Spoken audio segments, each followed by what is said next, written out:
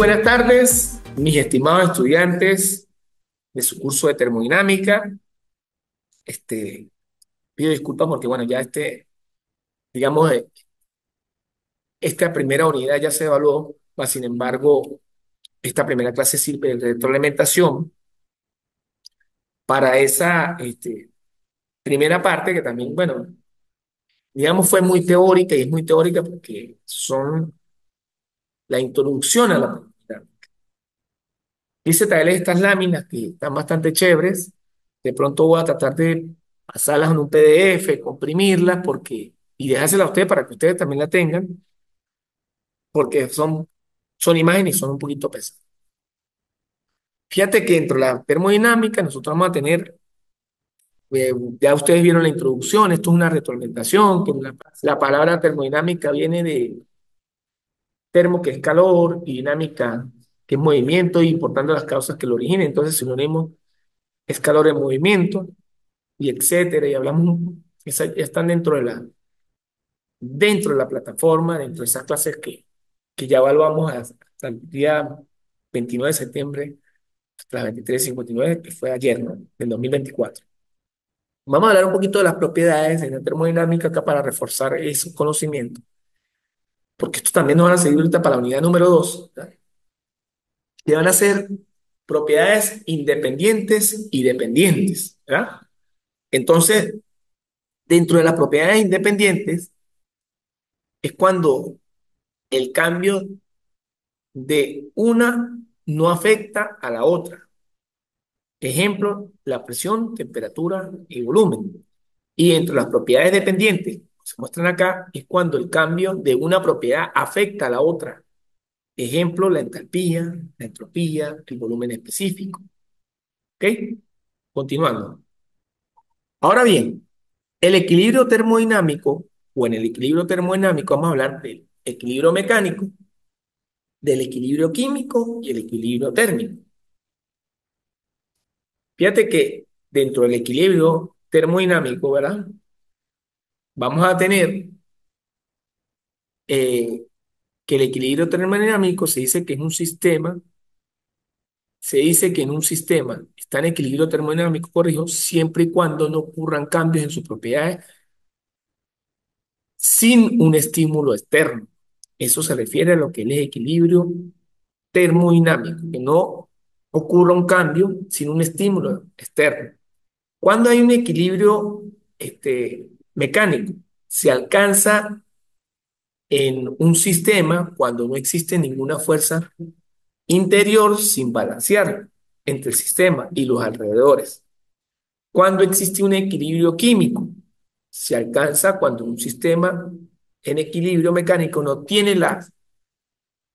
eh, no tiende a experimentar un cambio espontáneo de la estructura interna, tal como una reacción química o transferencia de materia de una u otra parte del sistema, tal como en un cambio de fase, eh, difusión o disolución. Equilibrio térmico existe si no hay cambio espontáneo de las propiedades del sistema en equilibrio químico y mecánico, cuando es separado de los alrededores por pared diatérmica. O sea, una pared que ya la vimos dentro de esas clases que yo dejé, videoclases personal, que una pared diatérmica pues no permite el intercambio de calor. Continuamos. Fíjense que existen, y es para reforzar esto, lo que son paredes adiabáticas y paredes térmicas.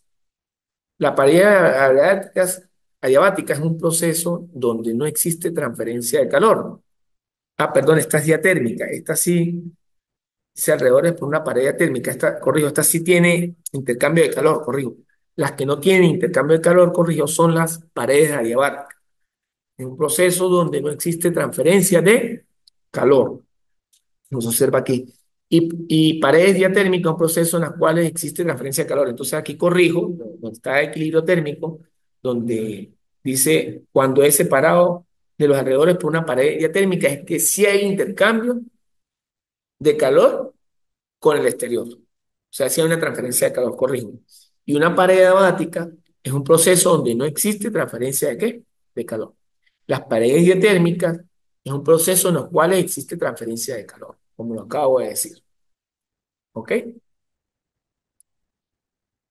Este, los tipos de procesos termodinámicos, que también lo dije en la primera clase, pero estoy aclarando aquí más de manera esquemática, están isotérmicos, los isotérmicos, que son procesos que son a temperatura constante. Están los isobáricos, que son procesos a presión constante, ¿verdad? Están los isocóricos, que son procesos a volumen constante. Están los isoentrópicos, que son procesos a entropía constante. Y están los isentálpicos, que son procesos a entalpía constante. Recordando que la entropía es el estado de desorden de un sistema y la entalpía tiene que ver con el intercambio de energía. La termodinámica también, dentro de los sistemas termodinámicos, vamos a ver que hay propiedades, también lo dije entre la clase teórica, esto es un refuerzo de esa clase que no pude dar la semana pasada, que la estamos dando hoy, y que es el refuerzo de esa primera actividad. Están macroscópicas, también lo hablé en la clase, están microscópicas, están intensivas y están extensivas. Eso respecto a las propiedades. Están las definiciones de una propiedad termodinámica, pero están las propiedades y están los estados. Fíjate que las propiedades están macroscópicas, microscópicas, intensivas, extensivas. Y dentro de los estados están cambio de estado, ciclo, trayectoria del proceso y fase. Y dentro de las fases está lo que es el cambio de fase. También es importante poder dominar lo que son los sistemas internacionales de unidades. Este, Dentro de los sistemas internacionales de unidades tenemos las definiciones de unidades básicas.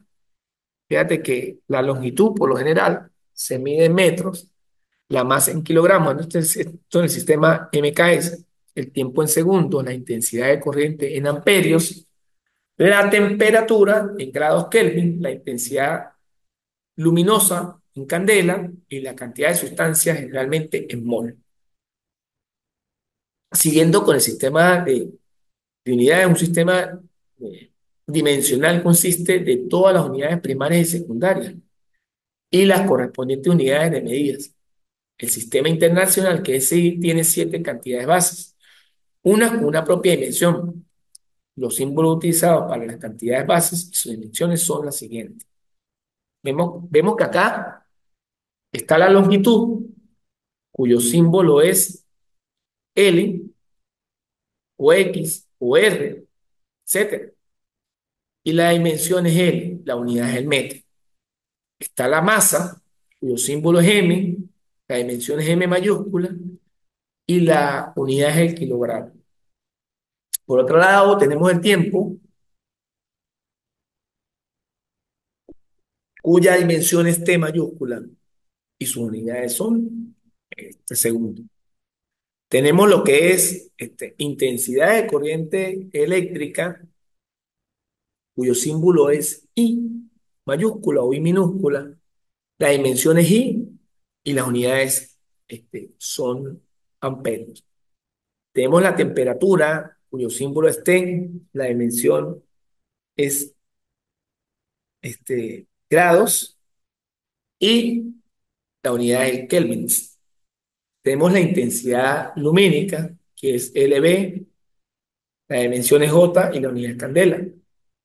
Y tenemos la cantidad de sustancia, que su símbolo es N, la dimensión es N mayúscula y la unidad es el mol. También dentro tenemos unidades secundarias. Las unidades derivadas son combinaciones algebraicas de las 7 unidades bases o elementales. Algunas de las combinaciones tienen nombres y símbolos especiales.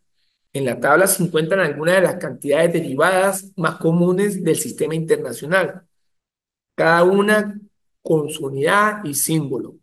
Fíjate que la unidad de área son el metro cuadrado. Es decir, L al cuadrado son metros cuadrados. El volumen son metros cúbicos o L cubo. ¿Ok? Fíjate que es una derivada de la unidad primaria. La densidad, que es masa, son kilogramos por metro cúbico. La densidad de corriente, que es el amper, es amper sobre metro cuadrado. La aceleración, que es este, metro cuadrado, metro cuadrado por segundo, metro por segundo cuadrado, perdón, metro por segundo cuadrado, la aceleración. La concentración molar, que es mol por metro cúbico. La luminancia, que es LB, que es candela por metro cuadrado. Estos son unidades secundarias. Fíjate que viendo también los aspectos relevantes de la presión, nosotros vamos a tener, y esto nos vamos a manejar también mucho este, para lo que es segundo parcial, ¿no? Bueno, en algunas cosas, es la fuerza aplicada por unidad de área. La presión es absoluta, es aquella que se mide en relación del cero absoluto. O sea que para medir la presión absoluta, ¿verdad? Va a ser la presión atmosférica más la presión manométrica. Y siempre debe ser mayor que la presión atmosférica. O también la presión absoluta se puede calcular como la presión atmosférica menos la presión manométrica. Y en algunos casos también puede ser menor que la presión atmosférica. Fíjate aquí que vemos las clases de presiones. Presión diferencial se define como la diferencia de las medidas de presión entre dos puntos de la misma.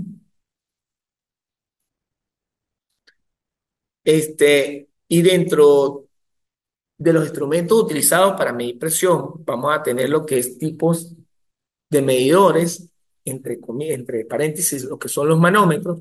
Vamos a tener mecánicos, manómetros neumáticos o electromagnéticos y electrónicos, que son los que, digamos, llevan la vanguardia o los que están en boga ahorita en la actualidad. Perdón. Ajá. Entonces, dentro de los elementos mecánicos primarios, mide la presión comparándola con la ejercida por un líquido de densidad y la altura conocida. Ejemplo, el barómetro, el tubo, el barómetro, el tubo U, el tubo inclinado. Primarios elásticos son aquellos que deforman por presión interna del fluido. Ejemplo, tubo de Bourdon, espiral, eh, diagrama y fuelle. Bueno, aquí volvemos a tomar eh, lo que eran los sistemas internacionales de unidades y ese sistema internacional es un sistema de unidades, bueno, aunque esto ya lo toqué, corrijo, esto ya lo correcto, una lámina que se me fue, perdón, esto ya, pero de todas maneras voy a reforzarla porque aquí, bueno, hablaron también del MKS, etcétera, bueno, no, eso es como la historia, no lo vamos a tocar. Vamos a ver acá que precisamente esos barómetros, perdón, no, déjame corregir aquí. En lo que eran los manómetros, que ahí se pasó esta lámina, es esta, que estaban mm, entre los mecánicos de los manómetros, vamos a tener los de espiral, los de diafragma y los de muelle. Entonces, los de espiral, pues, vemos acá que utilizan como una especie de resorte en espiral. Los de diafragma, se está como un resorte perdón, un resorte no, como un diafragma que se encoge y se alarga, y lo de fuelle que tienen esta forma.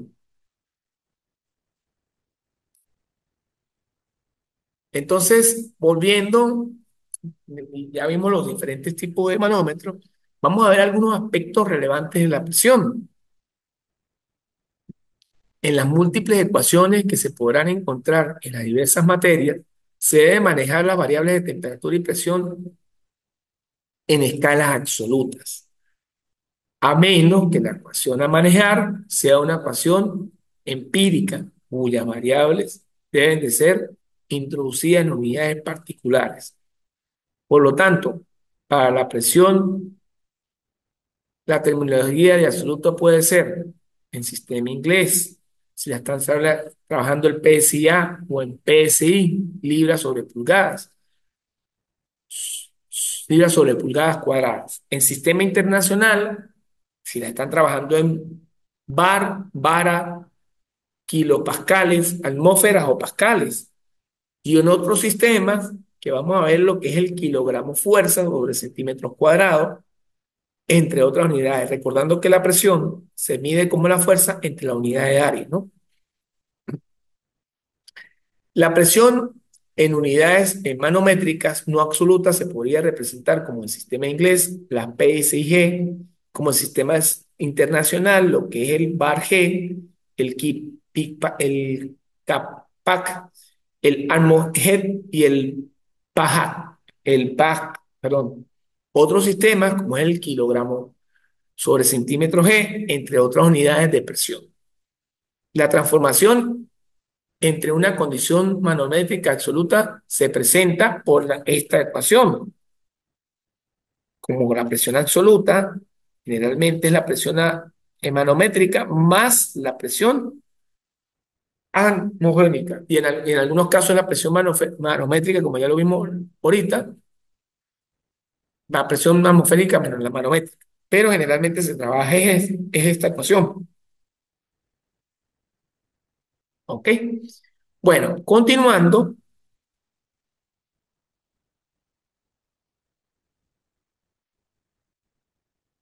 fíjense que aquí hay un pequeño problema que no se evaluó, pero bueno, aquí se lo voy o sea, no se evalúa en la evaluación de ayer, ¿no? Pero aquí lo vamos a reflejar. Dice, un gas está contenido en un dispositivo de cilindro émbolo vertical sin fricción. El émbolo tiene una masa de 4 kilogramos y un área de sección transversal de 35 centímetros al cuadrado. Un resorte comprimido ejerce sobre el émbolo una fuerza de 60 newton.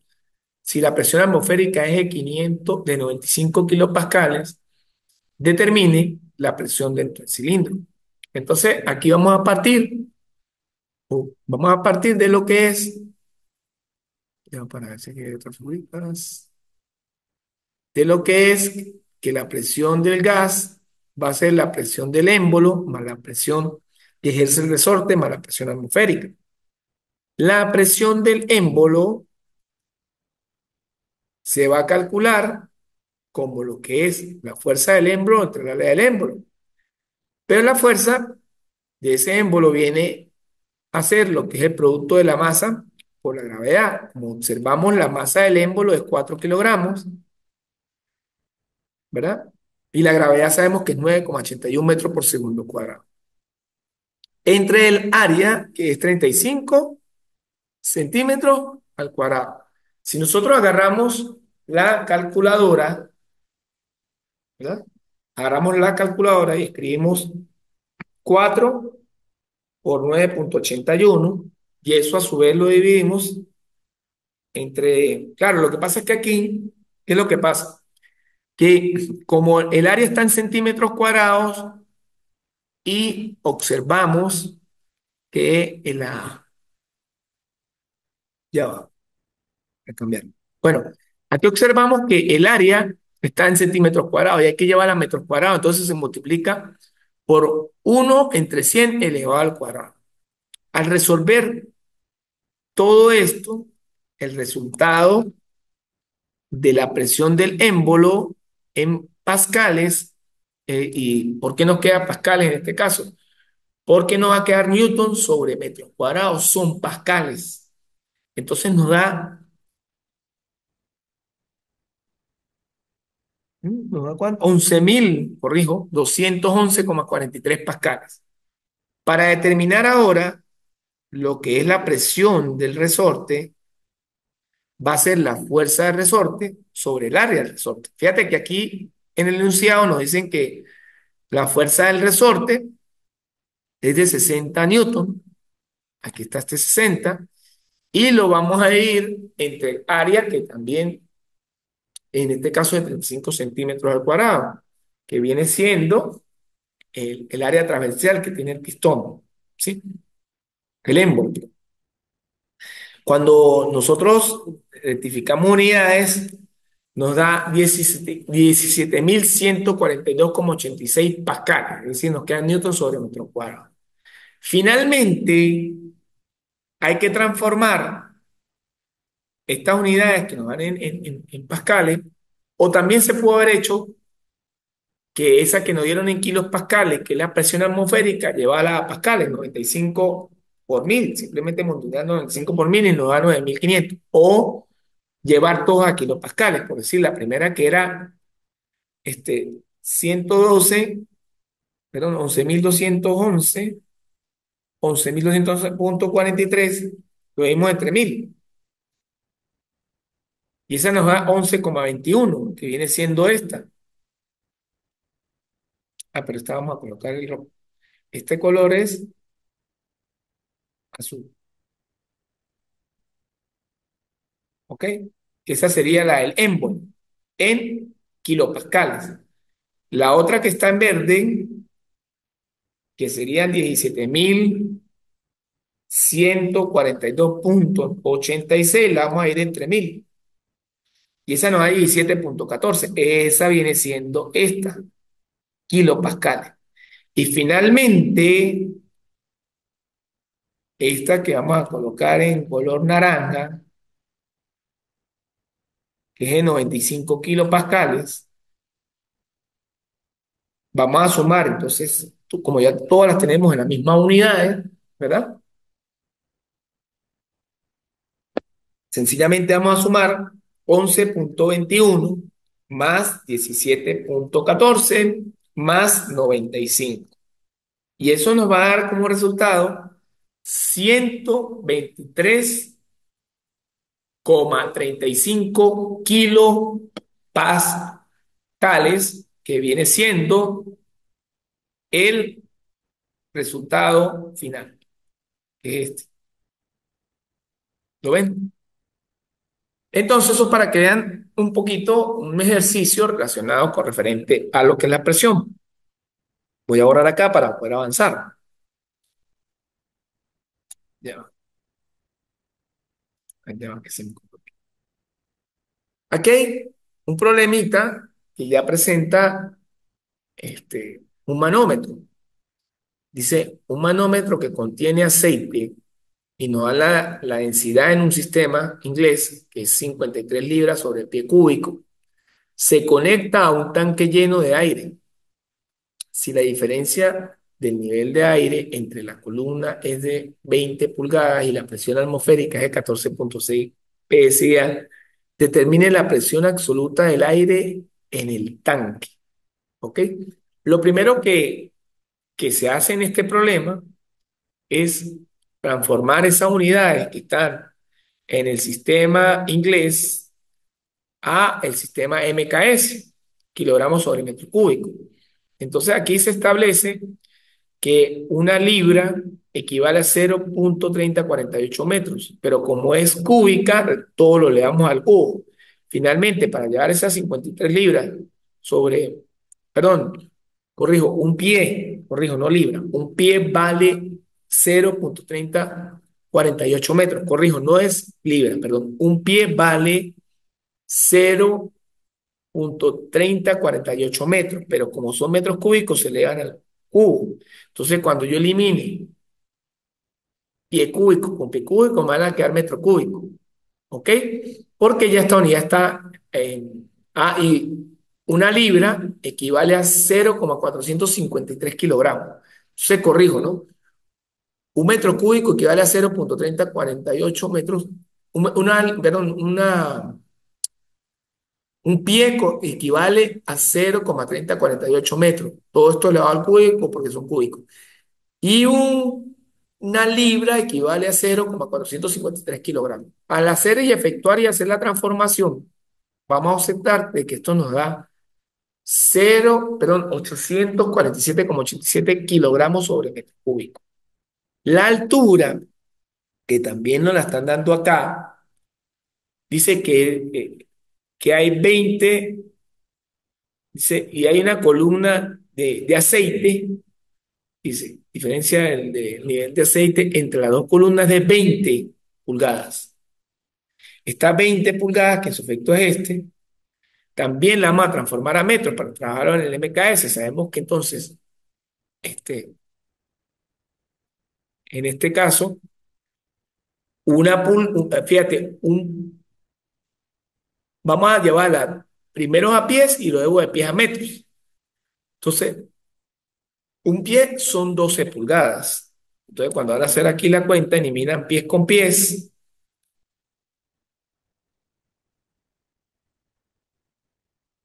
eliminan pies con pies,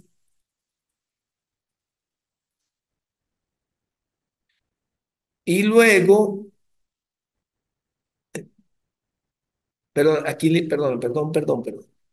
Aquí eliminan pulgadas con pulgadas primero y lo llevan a pies, ¿verdad? Y luego eliminan pies con pies y lo llevan ¿a qué? A metros. Entonces acá, cuando hacen la respectiva operación matemática, dicen 20 por 1 entre 12 por 0,3048. Y esto les va a dar 0,508. ¿Qué? Metros. Ahora la presión atmosférica está en PSI y que vale 14,6 PSI. Dice que 14,6 PSI equivalen a 101,325 kilopascales. Y obtienen este resultado. Luego, entonces, para calcular esa presión en el tanque, va a ser la presión manométrica más la presión atmosférica. Y esta presión manométrica, está aquí, la definen como la altura por la gravedad por la densidad. Es decir, que esta la definen así, más la presión atmosférica. Y ya también está calculada. Entonces, cuando ellos, a sustituir acá la fórmula, y dicen que la altura es 0,508, está calculada aquí, por la gravedad que es 9,61 metros por segundo, por la densidad que también ya la transformamos, que es 847,87, ¿verdad? Kilogramos metro cúbico, y la llevan a kilopascales para poderla sumar con esta, nos da que ese resultado completo, como tal, va a ser igual que la presión del tanque, va a ser 104,87 kilopascales. ¿Ok?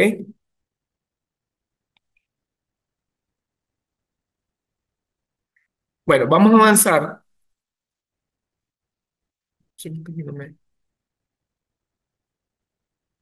Aquí vamos a ver que el tubo EU,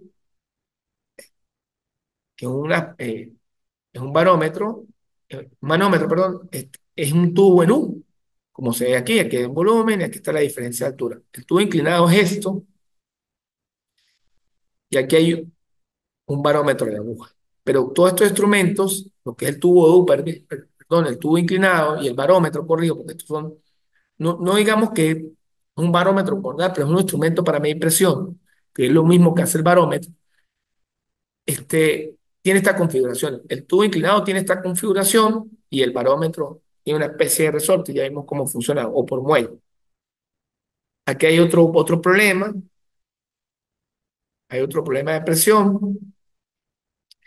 Vamos a hablar un poquito de lo que es la temperatura.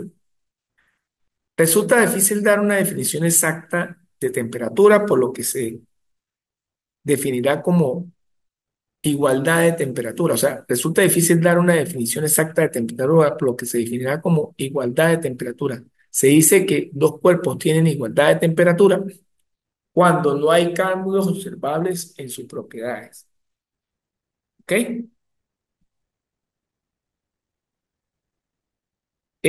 Con respecto al tema de lo que es la temperatura,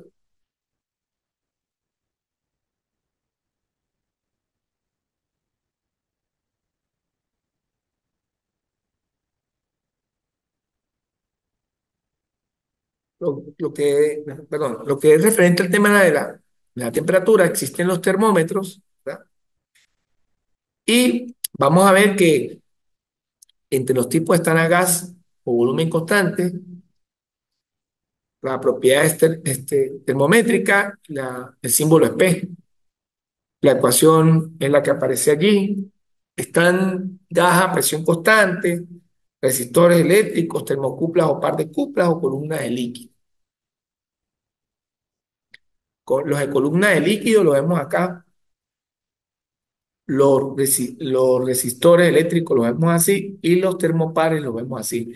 Los de columna de líquido también están esos termómetros que tenían una columna de mercurio que a determinada temperatura esa columna de mercurio sube, entonces detectaban si la persona tenía fiebre, que se colocaban en vía oral o se colocaban aquí debajo de la axila para medir esos cambios. Estos termómetros también a nivel industrial, cuando son termocuplas es para procesos mucho más complejos, donde hay más temperatura, donde hay que controlar una temperatura este, muy precisa. Entre los tipos de termómetros, aquí están los termómetros de resistencia eléctrica. Bueno, esta iba con este, lo que pasa es que ahí no sé por qué me saltó la foto. Los termómetros de termocupla, que son estos. Los termómetros de tubo de vidrio, que son estos. Y los termómetros bimetálicos. ¿Ok? Esos termómetros bimetálicos se utilizan mucho en lo que son las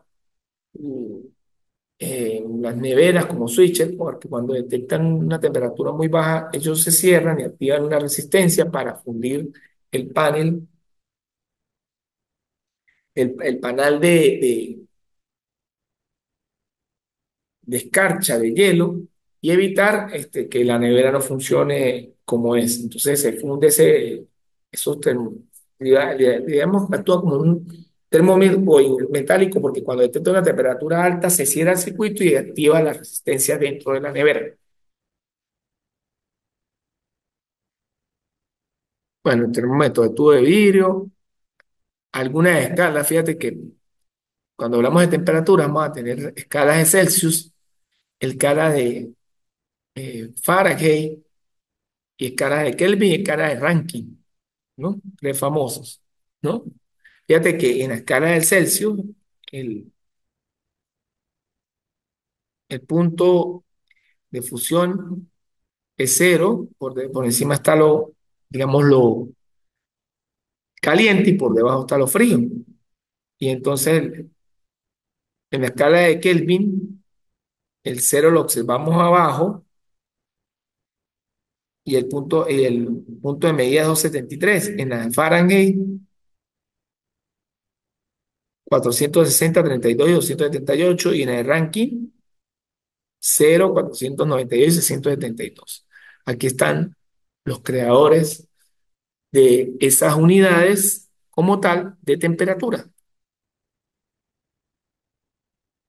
Bueno, mis estimados estudiantes, esta clase también, aparte de lo que vimos, vamos a tocar lo que son fenómenos que son incluidos por la temperatura, lo que es variación en el volumen o en el estado de los cuerpos, sólidos, líquidos y gas, variación de la resistencia de un semiconductor, termistores, fuerzas electromotrices creadas en la unión de dos metales distintos,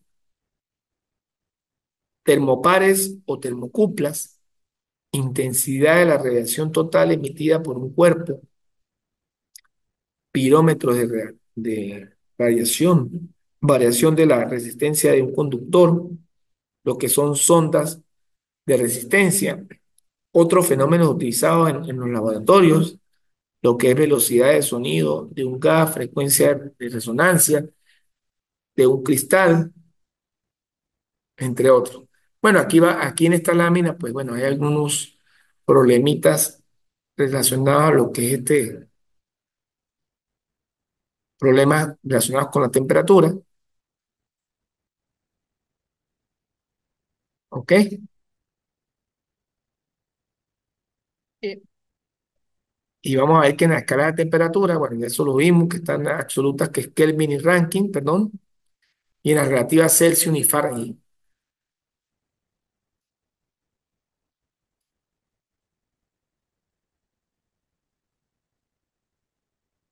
Este, bueno, creo que, ya va, ¿qué más le iba a tocar yo de acá? No, yo creo que, bueno, esta clase, eh, digamos que era para reforzar esos conocimientos que ya teníamos previos y que ya había dejado en las dos videoclases previos a este encuentro, y que de cierto modo era para reforzar esos conocimientos. Estas láminas yo voy a tratar en lo posible de poder subírselas, no se evaluó lo de la presión, porque bueno, no se dio en esa videoclase, más sin embargo, muy responsablemente lo di hoy y estamos reforzando esos conocimientos. Además que vamos a tener el primer principio de la termodinámica, segundo principio, vamos a tener las máquinas térmicas, las máquinas frigoríficas, porque la termodinámica está en gran parte de nuestra vida real.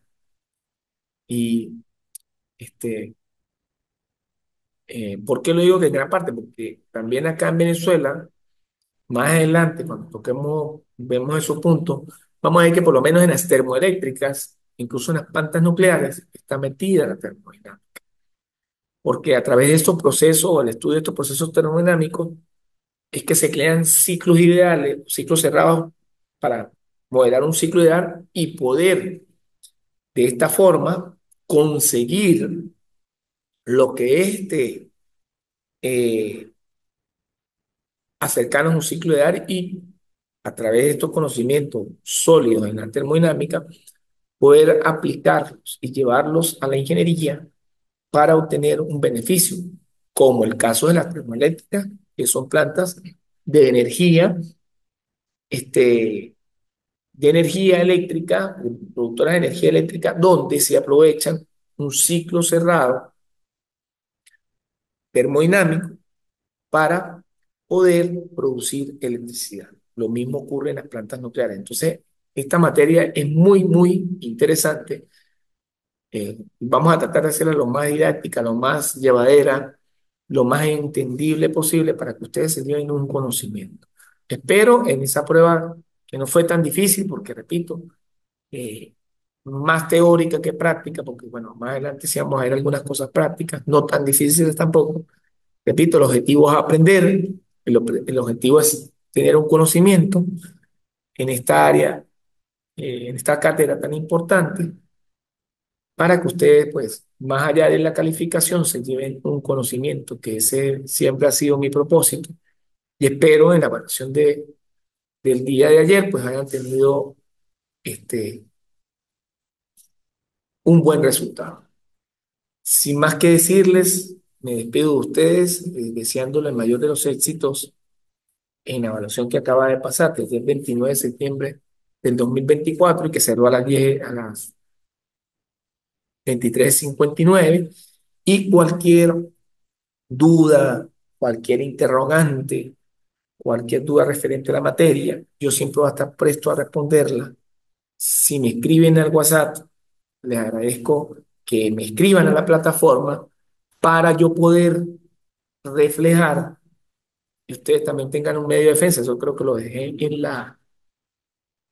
en lo que fue la introducción, y ustedes puedan de esta manera poder defender cualquier controversia que se presente con la materia. Y no solamente con la mía, sino con cualquier otra. Bueno, mis estimados estudiantes, ha sido un agrado para ustedes haber compartido este espacio.